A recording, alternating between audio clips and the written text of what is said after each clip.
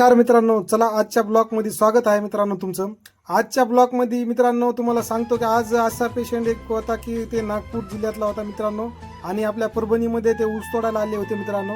आणि त्याचा ऊस तोडायला असल्यामुळं इथं त्याला डिस्चार्ज आज होणार आहे म्हणून माहिती नव्हतं.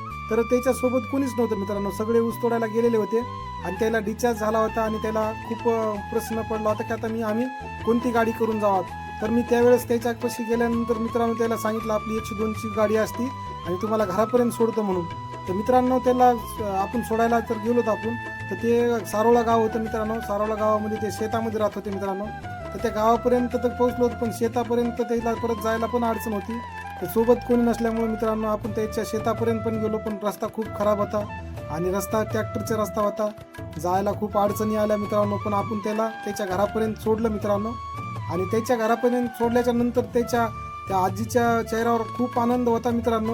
आणि त्याचा आनंद बघून मला असं वाटलं की आपण जी सेवा दिली, आपल्या सेवेमुळे त्याला आनंद भेटला. आणि अशाच रुग्णांना आपली सेवाची गरज आहे मित्रांनो. कारण आजचा जे रुग्ण होता ते ऊसतोडीचा होता आणि त्याला खरंच गरज होती मित्रांनो. आणि अशाच रुग्णांना आपली सेवा मिळावी म्हणून आपल्या होईल तेवढं जास्त लोकांना सांगत राहा मित्रांनो की 102ची जे सेवा असती ते मोफत असते मित्रांनो. आणि आपल्या घरापासून आणि हॉस्पिटलपर्यंत मोफत असते. कधी पण गरज पडली तर 102ला कॉल करायचा मित्रांनो, कारण अशा पद्धतीनं आपण सेवा देत असतो मित्रांनो.